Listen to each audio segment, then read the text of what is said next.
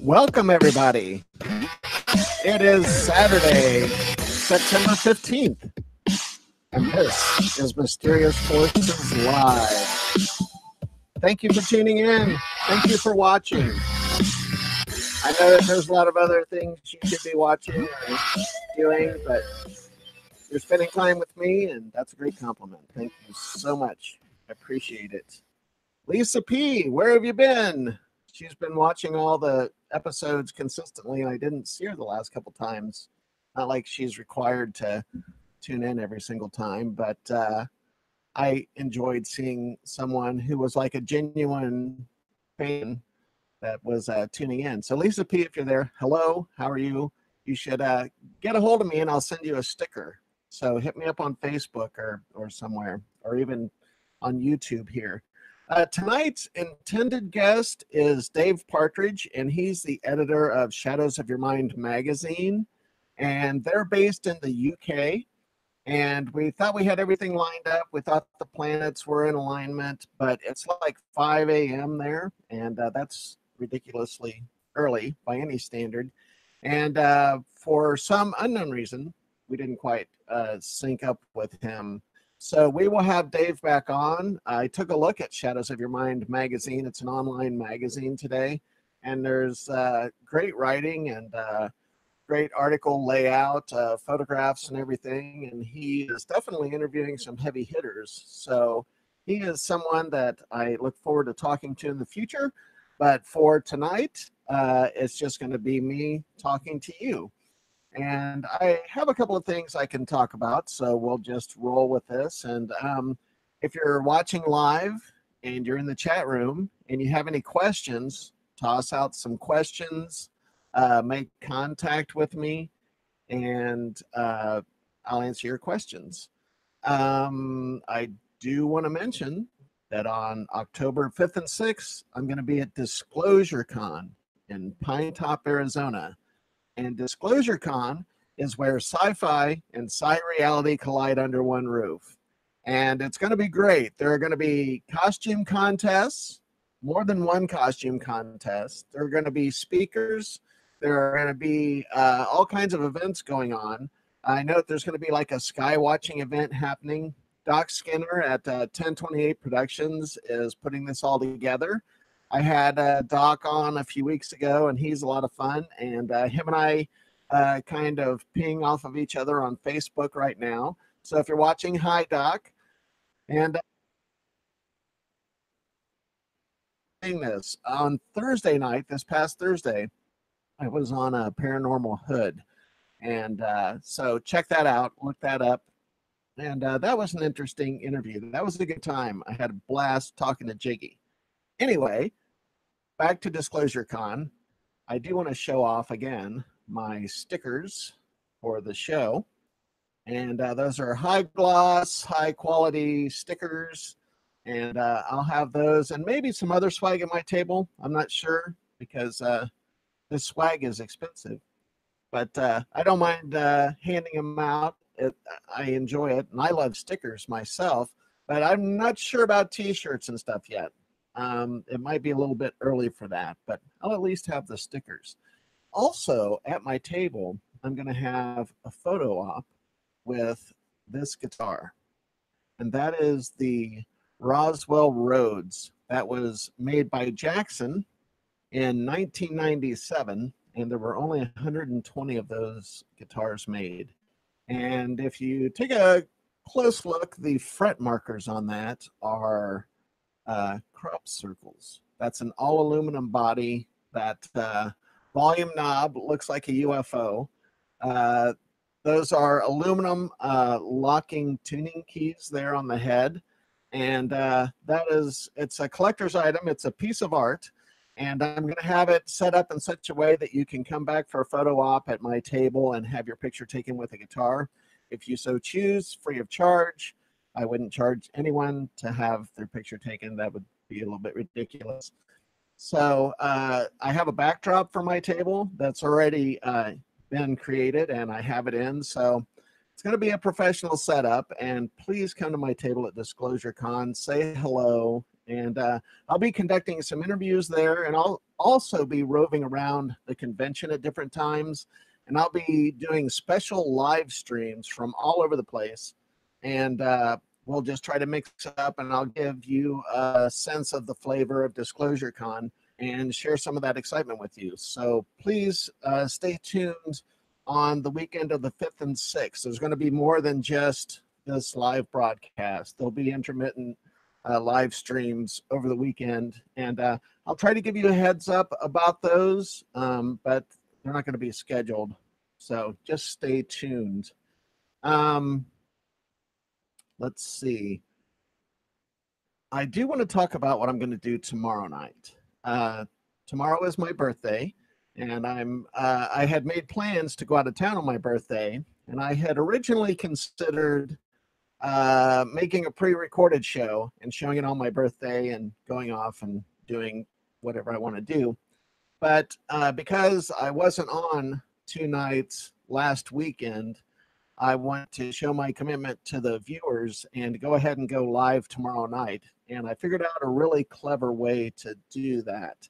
And I'm going to be staying at the Connor Hotel, or Hotel Connor, perhaps, I think is the proper name. And it's in Jerome, Arizona. And this place has a unique, rich history. It was started at the time that Jerome was a mining town in the mid to late 1800s. And this hotel had burned down a couple of times, and then they rebuilt it with a brick and stone block. So they were able to rebuild this hotel in a more sturdy fashion. And this hotel kind of rode the economic ebb and flow of the economy of Jerome. It was a hot spot when the economy was booming, when it was a mining town. But at other times, the hotel was empty for 30 years at one time. And then it was kind of a slummy, trashy hotel place. And then people bought it and refurbished it. And now it's a classy place again. And they've, done all the modern upgrades. So it's the Hotel Connor. And there are several haunting events that are told by witnesses that I found online. I did a little research today, and there is a ghost called the Red Lady. And this is kind of a common theme with some other hotels and other locations, the Red Lady. The Red Lady is often associated with a woman of passion that died or was murdered, or a murdered prostitute, or someone who was very vain. And there are a variety of hotels and locations across the country and across the world with that theme. And this would be one of those ghosts that most likely reenacts the same thing over and over. It's like watching a movie. They probably go through the same motions. And wow, shadows of your mind.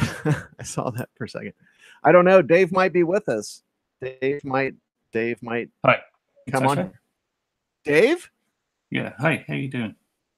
Hi, we're live on the air. I had started broadcasting. I just wanted to give you a heads up on that. Dave Partridge, welcome to the show. How are you? Yeah, not too bad. How are you? I'm doing great. I can hear you. I can't see you. I didn't know if you had a camera or not, or if this was just going to be audio only. No, the camera on my Mac's broken. I haven't got around to replacing it yet. Oh, okay, cool. Thank But you you can hear so me, so that's much. good.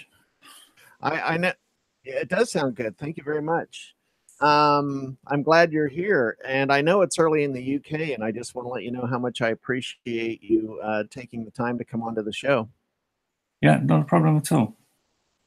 Thanks. And I was looking at your magazine online today, and I'm really impressed with the layout and the photography and the interviews that you've been doing. It kind of hits on all of the points. Your journalism is spot on. The magazine looks great. And I was wondering if you could tell folks who might not be familiar with Shadows of Your Mind what the magazine is about and how you got into the business of doing that magazine. Yeah, sure. Well, basically, Shadows of Your Mind was born out of me listening to a load of YouTube videos and a load of radio shows like Fade to Black, Coast to Coast, things like that. And basically, I was listening to so much, I just needed to start making notes so I could remember what I'd actually listened to. And then I had the idea of coming up with just a normal website blog, kind of like a Wikipedia of the alternative community. But given my background in graphic design for the last 20 years, I thought, why not just go ahead and make a magazine, stick it online and see what happens. That's very cool. Your graphic design training, I was really impressed. Thanks. Yeah, nice. And Yeah, your 20 latest, years doing magazines in the UK. And yeah, I've just transferred those skills to Shadows of Your Mind. And it's always been a topic I've been interested in ever since I was small. My dad had a copy of Carl Sagan's Cosmos book. okay. And in there was a chapter on UFOs, and there was these little illustrations of potential life beings. There was a grey in there. There was a little werewolf dude and something else, little gremlin. And yeah, that was the catalyst, I guess you should say. Yeah. How long has the magazine been going? The first issue went live November 2017, so in between, well, about the same time as Tom DeLonge's Two Stars started up. Okay. Yeah, currently working on the 5th issue, which should be out in a couple of weeks. Yeah, it's 4 issues, and I've managed to get some of the big names into the magazine, like Linda Moulton Howe. I've just interviewed Peter Lavender. We've had Jeremy Corbell in his Skinwalker documentary. James Gilliland of ESETI. So yeah, it's really starting to pick up. It is. I saw the latest issue with Jeremy Corbell and the Skinwalker Ranch article.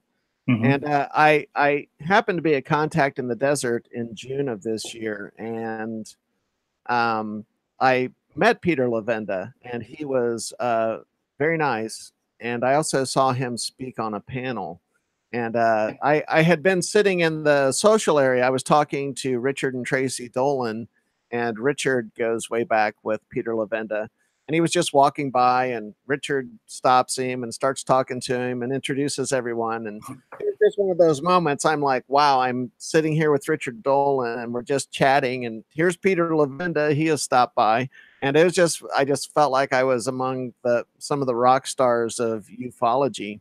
And it was just an exciting moment for me to be there with them. Yeah, it does. I mean, speaking to these people, I get a little fanboy about it.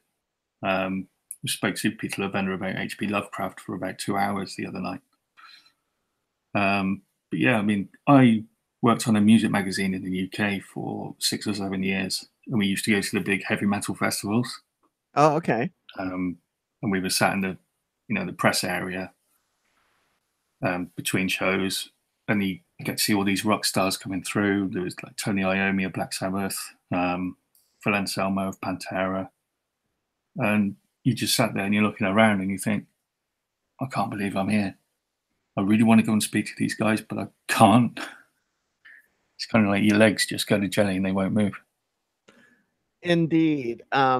Yeah, I've been there. I happened to, in 2013, I had a job backstage at Lollapalooza, at Coachella in California. Mm-hmm. And I was at the main stage, and I met nearly everyone that was playing at Coachella. And even Paul McCartney showed up to visit. He goes every year, and he just hangs out. He was not performing. But I wound up talking one-on-one with Paul McCartney, and that was like the last thing I ever expected to happen. I was like, I was ready to die, you know.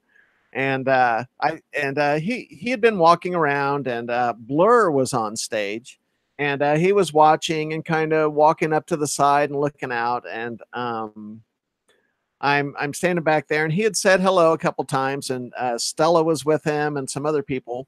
And but then he was by himself for a while, and Paul McCartney walks up to me, and he puts both hands on my shoulders, and I was like, "Oh my God, Paul McCartney is touching me, and he wants something, and something really cool is about to happen, and we're gonna be friends forever, and all this." And he got up close and he whispered in my ear and he said, "Can you tell me where the restroom is?" and I had like 5 seconds of my brain just locked up, and I was like, "Oh yeah, the restroom is over there."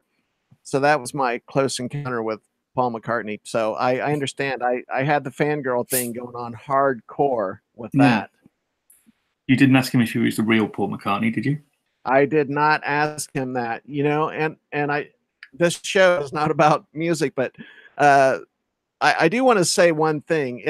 It was interesting to see someone who is so incredibly famous that all of the other famous people fawned and wanted their pictures taken with him, and they just, bowed down to him, just kind of acknowledging his place in music history. And he was so laid back and so nice, and he gave everyone his time and attention. And he kind of gave me the impression that he's like one of the happiest people alive. He just seems to be enjoying life. He was having a good time, and it was just inspirational to kind of witness that up close. Yeah, so, cool. Oh, so what do you want to talk about? So I'm not going to throw some of the regular stuff that I do on the show at you, because some of it is kind of comedic questions, and I didn't want to really be off-putting by asking something that you didn't really expect or not really being familiar with the format. But I do have some other questions, and I'm wondering if you can name a top UFO case from the UK other than the Rendlesham Forest incidents, because everyone knows those really well. I was wondering if you could tell us about some other cases that people might not have heard of.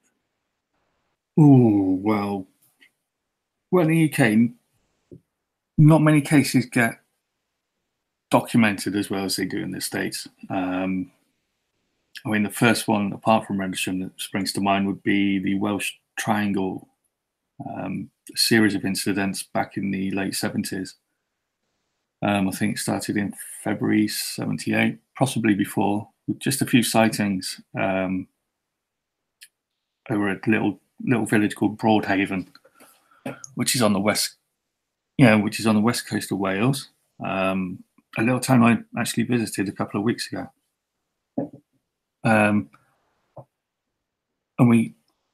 there was a few sightings of just normal lights in the sky. People described them as going as fast as a train over the sea. And then there was a couple of occasions where these crafts actually landed and a couple of occupants came out. And the most famous case of these would be at the Broadhaven Primary School in February 1978, when children were out playing in the playground in the school fields, and then one of them happened to notice over in the tree line a UFO slowly rising up. Stereotypical cigar-shaped craft, and then it dropped down below the tree line again. And then, according to some of the children, a couple of them had gone in to get one of the teachers who came out, and there were other teachers in the school looking at this through the windows as well. Subsequent reports revealed there was like a 7-foot being came out, humanoid being, and started climbing over a fence some distance away from the playing field, and then went back into the craft. Craft took off, and they never saw it again. But what those children did was make a drawing of what they had seen, and they were all pretty similar, and each had a red light on the top.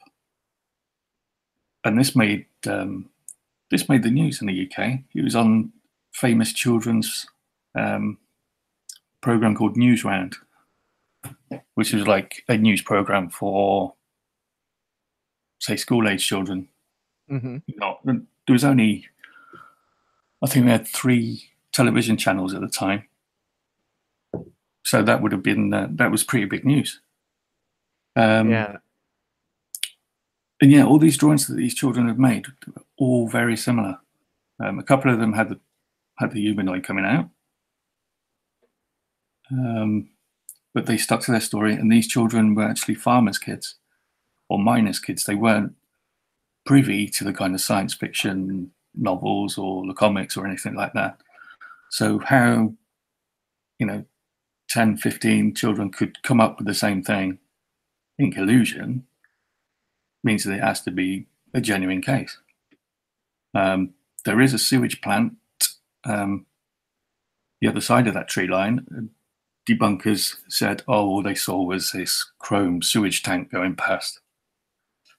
Apparently, speaking to the sewage facility, the researchers and the guy who worked for the local newspaper said, no, we didn't have any deliveries that day. So no one quite knows what actually happened.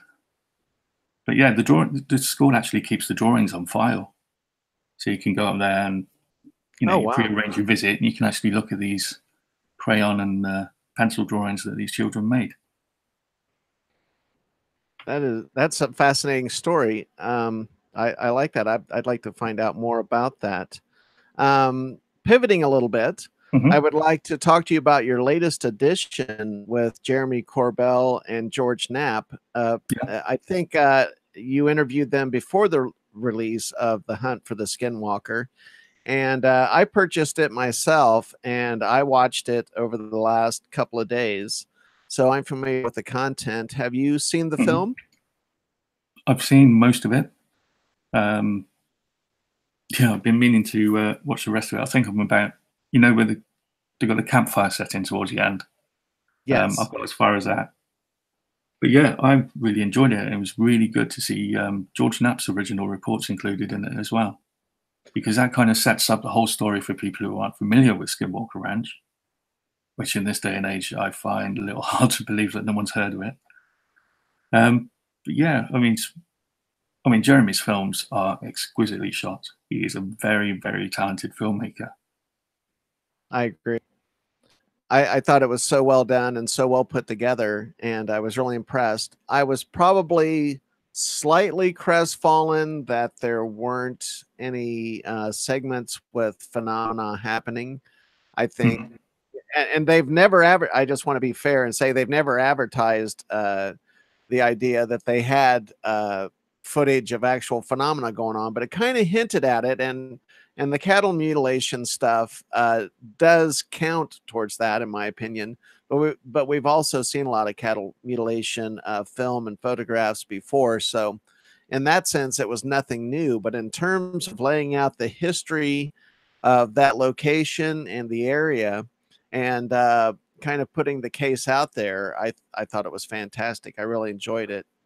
Yeah, I mean, what we have to remember about this, about the film from Jeremy, is that it's not necessarily aimed at, the alternative community, because we know about it. We've read Dr. Kelleher and George Knapp's book. We know something about the ranch. We've seen the pictures of the mutilations before. And we know that this phenomenon is a trickster, so it's not necessarily going to play ball with the researchers. And that's why we haven't got the footage, which is fair enough. I mean, if you're climbing in and out of portholes around a farm, you're not going to go up to a camera and wave at it, are you? No, that's true. That's true. I guess I was kind of secretly hoping that Bob Bigelow had let go of something and interesting. I mean, I'm like everyone else. I kind of want the red meat of evidence or photographs, or we're all, those of us who study this phenomena are always kind of hungry for maybe not for something sensational. I think that's more for the general public, but just great photographs, great footage. We're always wanting to see that because it kind of bolsters our point of view. Yeah, exactly. It's like the whole thing of, okay, you've got something, now show me your evidence. I think in this day and age as well, people want they want the hardcore data. They're clamoring for the videos and the photos because testimony or eyewitness reports aren't just enough anymore. Which is a shame, because back in the 50s, 60s, you took a man's word for what it was. He said he saw something in the sky or something landed, and you believe him or call him nuts. Right. Yeah, I agree. We're such a visually oriented society now. Everyone's got a smartphone glued to their hand. We get a lot of video stimulation, and I think it does kind of feed into that. And that's why I still read books. I want to pick up a book. I want to hold a book. I want to turn the pages, and I enjoy that tactile interaction with that. I like that, and I value that, and I don't want to see books go away. No, And I know. Sorry. Go ahead. Yeah, no, I was going to say, prior to launching the magazine, I ended up buying all Donald Kehoe books. I mean, he was a serious researcher back in the 50s. And as I was reading them, I couldn't believe that some of the cases he was talking about weren't that well known anymore. People want the fantasy, they want tales of going up to Mars every 20 years or so, doing tours of duty up there and being regenerated by holographic surgeons. I mean, the fantasy element has taken over this community to some extent. And I think people just need to go back to the original researchers, find out what they were doing, and, get involved in the history of the subject. Yeah, I agree. There's a rich history there. There's a lot of information and insight that can be gained from going back into some of those older cases. What was it like to interview George Knapp? That's kind of like a bucket list interview for me as well. And I was just wondering what that experience was like. It was email, sadly. Oh. Yeah. No, okay. Yeah, he didn't have enough time to actually, speak with me. So I sent him a few questions, and he graciously sent me his answers, which was brilliant. Oh no, that's good. I mean, the fact that you got answers from him, however that happened, that's very cool. So was it the same with Jeremy? Did you submit questions by email, or did you get to speak to him? No, most interviews I actually do as we're doing now. I arrange a Skype time, usually about 10, 11 o'clock at night in the UK. And everybody seems very amenable to that. I've only had a few that say, "Oh no, can we just do it by email?" Because I haven't got the time to sit down and talk for an hour or so. But yeah, the Skype seems to work fine. And it's really good to actually speak to these people and find out who they are as a person. Because email can be faceless and emotionless. So it's good to hear the emotion in their voice when they're speaking, or when they're describing something, and you get to hear, the excitement as well, and the passion when they're actually on a train thought. I agree. And here in America, when we hear someone from the UK and we hear that accent, we automatically give them a lot more authority. All you have to have is the British accent, and you have like 87% more authority in whatever it is you're saying. True. Although, some researchers in the UK, I wouldn't put too much stock in what they say. Oh, no, definitely not. And there's some Americans that I definitely... I do not get behind their work. And I know that I don't want to go off on a tangent, but the dialect and the accents, are regional, just like they are in the States and a lot of other places in the world. And I always like the diversity and for such a small island, we got such an array of dialects and different accents. I mean, I'm from Birmingham originally, in the heart of the country. Lost some of the dialect, some of the Brummie twang, as we call it.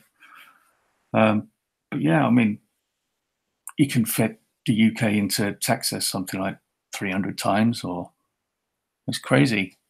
But yeah, I mean, Britain is unique, I think. It is. I would love to visit there. I've never been there. I would love to go visit the UK. And speaking of the UK, can you tell us about maybe 3 of the most famous haunted locations in the UK? Oh, that's a tough one. Or 1? I'll make it One. easy. I I know was the Tower of London supposedly is haunted. I've read a lot about that. supposedly, and I wouldn't be surprised. There's a pub I know of, and for the life of me, I can't remember what the name is. I think it's the Old Ram Inn. Um, no, but I do remember when I was little, I had a book of ghost stories of the UK, and there was always one story about a place in Mayfair, London called Berkeley Place. Mhm. And that was supposed to be haunted by a real malevolent entity. You know, people wouldn't stay in that hotel room for, more than, well, they definitely wouldn't stay the night. I can't remember if that building's still there now. But yeah, that was one of the scariest ones I ever read. And there's, we got loads of castles around where figures have been seen. There's a story about the Grey Lady, which is said to haunt one of the castles. Her skull's buried on the ground somewhere, and that's why she continually haunts the castle. We've got the old asylums as well, you know, kind of like Trans-Allegheny that you have in the States. Right. Do you have the one thing I've not heard about, if there are stories about it, I've Mhm. not heard much about cryptids in the UK. Do you have any legends or stories or witness accounts of any cryptid encounters in the UK? Uh, yeah, there's a fair few actually. Um, there's the thing is called the Grey Man, who is said to haunt particular mountains in Scotland. We always get the big black cats, that kind of Oh, thing. Obviously, Conan Doyle wrote about the Hound of the Baskervilles, which may have been based on a legend down in Devon. Um, as for witnessing one, I may have inadvertently started a rumor. Um, I went to a friend's wedding, and there were 4 of us in a taxi on the way home, and this was outside the town of Bath, which is quite famous as a Roman town, and also has a few potentially haunting locations itself. But we'd just been to this wedding. It was late at night. We're in the taxi on the way home, and there's this hill, quite a steep hill called Brassknocker Hill, and you have to go. You can't go more than you can't drive up it in anything higher than second gear. It's that steep. But as we were going up there, I suddenly felt very sick. Obviously, it was a wedding. I'd been there all day. I may have had a drink. Can't be sure, but I may have had one. uh-huh. So the taxi driver says he's not throwing up in my taxi, opens the door. I deal with what I've got to deal with. When the newspapers the next day, the next working day anyway, which would have been the Monday, there was a small column that said people heard unnatural noises coming from the area of Brassknocker Hill about 2 o'clock in the morning. That's great. And they nicknamed it the Beast of Brassknocker Hill. And I was, oh no. Yeah, That's when I saw awesome. that, I thought, no, that couldn't have been me. That's great. I love that story. You should have a t-shirt. You should have t-shirts of that.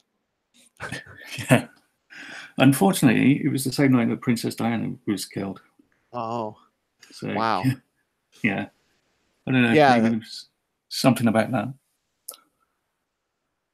Have you ever come over to the States and gone to any of the conventions or events over here? I haven't. I'd love to. Uh, it's a case of finding the time. it's not cheap to fly to the States from the UK Oh, at the no. moment. Obviously, we've got our own problems, which no one wants to talk about. I've spent a total of an hour in the States, so passing through Seattle on the way to Vancouver. Oh, okay. But yeah, I have been to the States, but yeah, didn't see a lot of it. Saw Seattle, that was it. Got to see the needle. Yeah. Oh, that's cool. Yeah, we have the here. I'm just outside of Phoenix, Arizona, and we have the International UFO Congress every year. It was in February, but they've switched venues for the next one, and I think it's going to be in November or something. And then we have Contact in the Desert, which I went to for the first time this year, and that's in Palm Springs, California. And that was a pretty swanky event. That was a good time, and there were a lot of great speakers there. It tends to be a little more new agey and kind of draws out the blue chicken crowd a little bit. But for some reason, they keep inviting Richard Dolan back, who he was so great this year. He was just hammering the utopian people and just saying, you know, look, if you talking about the occupants of UFOs or what their motives might be, is like, these are not our friends showing up. You know, this idea that this is going to bring about, you know, literally some kind of new age of, you know, they're going to show up and take care of all of our problems and give us solutions for free energy or whatever. It's like, you know, it's hogwash. And I respect Contact in the Desert for having Richard show up, because he's kind of antithetical to a lot of the other messages that get spread through that conference. Sure. And I think it would be great to have you come over to a conference because, you know, obviously your work is very good. It's high quality work and it's well researched. And I think that the American conventioneers would welcome you with open arms. So hopefully you'll get to come over and do something over Yeah, here. hopefully. And thank you very much, Natasha, for those words. I went to it took me till last year to get to my first UFO conference, which was in Manchester, England, called Awakening UFO. Okay. And I'll be going back there next year as well, because, you know, what impressed me so much, or what, you know, I had my preconceptions of going up there and it's all going to be too new agey, but everyone's just so friendly when you're up there because you're all into the same thing and you all want to talk about it. Yes, we have disagreements. Like you said, the blue chicken crowd. And then we got all these new fans of the E.T. Butcher, Emery Smith. Right. And yeah, we put 3,000 pieces of alien parts, really. Yeah. Right. And you're still walking about. I don't believe a word he says. Oh no, me neither. No. I like to kind of crumb on David Wilcock and Emery Smith and Corey Good. Those three cats. I don't know what they're doing. I guess they're trying to make a buck or whatever. But there's not one bone in my body that believes a damn word they say.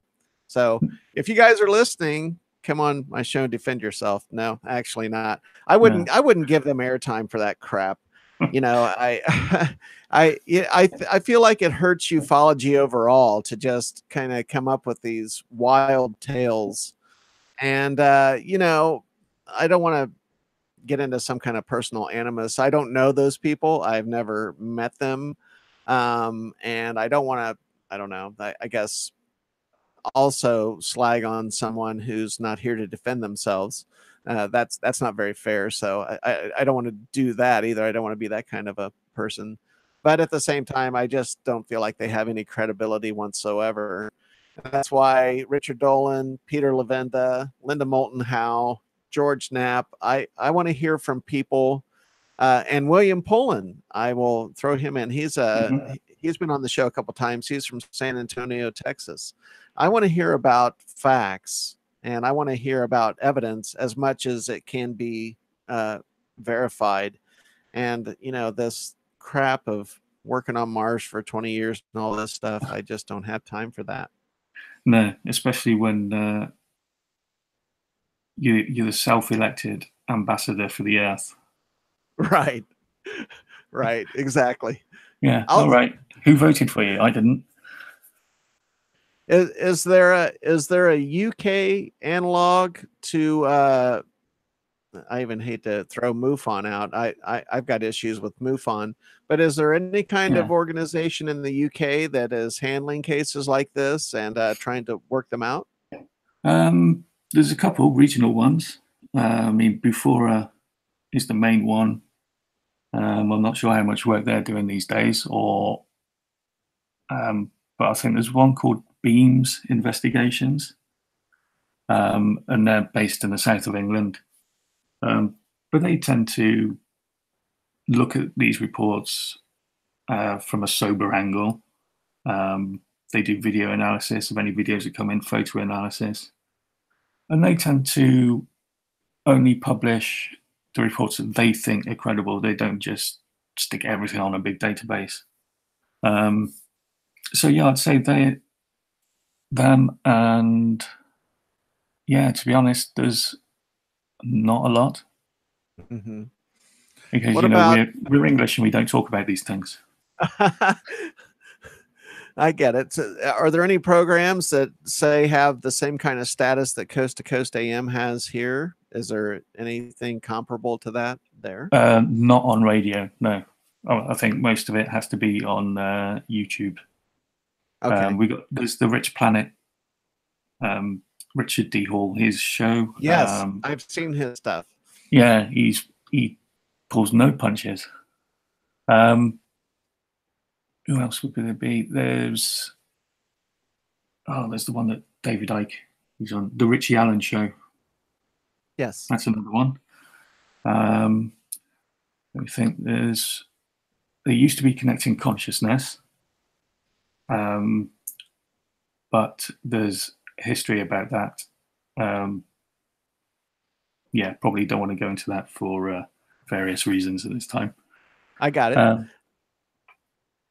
As I understand it, the BBC has been pretty hostile towards ufology and people in that field of study. Do you have any opinion or commentary on how the BBC has handled some of these topics? Well, the BBC is hostile to anybody who doesn't fit with their fit with their program. I mean, they turn their nose up at most things. I think it's the old. They still live in the 50s, to be honest, when they brought out the BBC Charter of how one should behave when speaking with the press and with interviewers. They are still very straight-laced, and to even think of them talking about ufology in a serious manner, I don't think I'll be alive to see that day. Right. Yeah. Mainstream media here, they've gotten a little bit better lately. And Tom DeLonge's organization, when they came out with the footage last December, that they actually gave it a little more serious thought and looked at it a little more seriously instead of just making fun of it. Because, over here we have the problem of there'll be a UFO sighting or some UFO related story or something, and they always play the X-Files theme song in the background, and there's always, kind of a ridicule factor.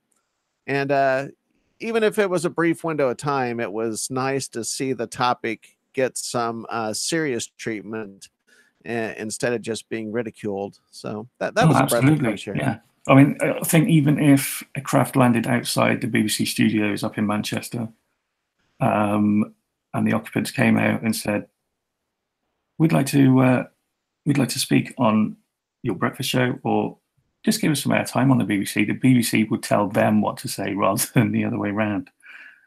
And they don't need to limit them to sound bites anyway, and they'd still play the X-Files music in the background.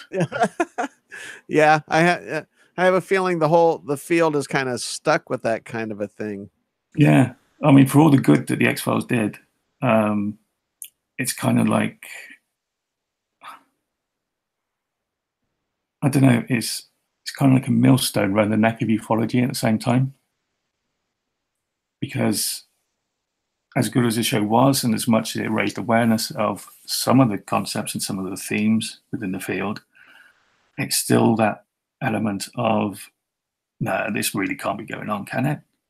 You know, it's all about little grey aliens running around and abducting people. And then, yeah, I mean, I love the X-Files. The last series didn't really clear up the series before, but it was good to see some of the themes that we talk about in the UFO community coming through a bit more clearer.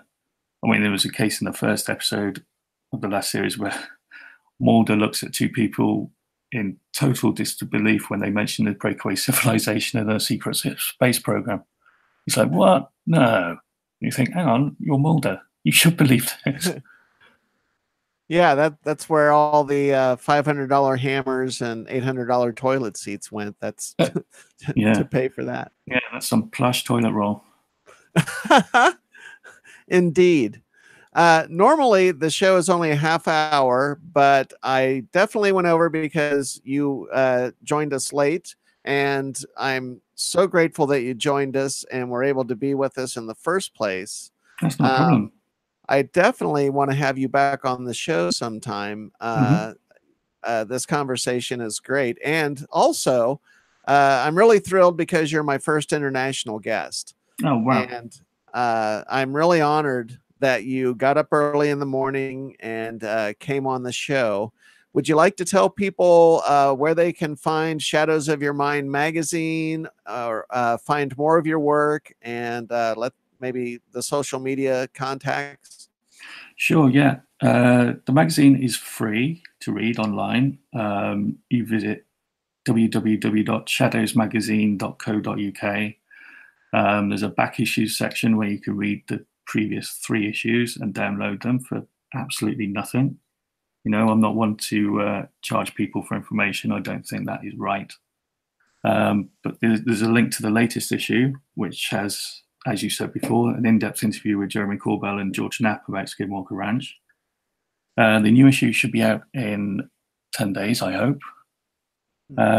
Social media, just search Shadows Magazine on Twitter. We've got a Facebook page, Instagram. And yeah, I think that's about it.